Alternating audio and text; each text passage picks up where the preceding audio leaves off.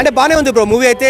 అంటే first of all ఏంటంటే మూవీకి 2 టైప్స్ ఆఫ్ ఆడియన్స్ వస్తారు. ఒకటి ఏంటంటే డిఫరెంట్గా ఉండాలి, మన కాన్సెప్ట్ డిఫరెంట్గా ఉండాలి, కంటెంట్ డిఫరెంట్గా ఉండాలని వస్తారు. అలాంటి వాళ్ళకి ఎక్కకపోవచ్చు. కానీ సో కొంతమంది అరే మూవీ ఎలా ఉన్నా పర్వాలేదు, రెగ్యులర్ మూవీ అయినా పర్వాలేదు, మన కమర్షియల్ ఎలిమెంట్స్ ఇంట్రెస్టింగ్ ఉంటే చాలా అనుకుని వచ్చిన వాళ్ళకి చాలా బాగా నచ్చుతుంది.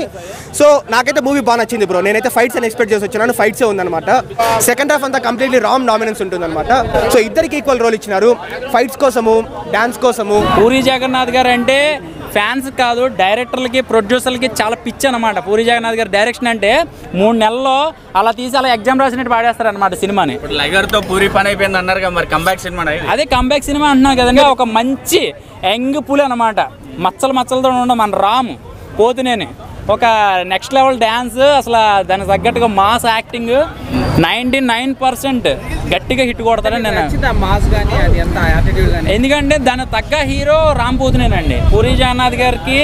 ఎందుకంటే ఆయనకి తెక్కొచ్చిందంటే దానికి ఏదో ఒకటి పెట్టేస్తాడు. 2019లో వచ్చింది కదా బ్రో మూవీ, ఆల్మోస్ట్ 5-6 ఇయర్స్ అవుతుంది.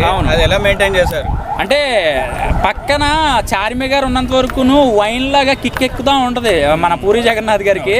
ఆ పాతది సినిమాకి పోల్చుకోకుండా కొత్త కంటెంట్ ఎత్తుక్కుంటాడు. అన్ని సినిమాలు ఏమంటే పోకిరి సినిమా ఉంది, పోకిరి సినిమా హిట్ కొట్టాక 4 సినిమాలు హిట్ అయినా కూడా ఫ్లాప్ అనే చెప్పారు. ఎందుకంటే చాలా మంది మైండ్లో పోకిరి ఉండిపోయింది.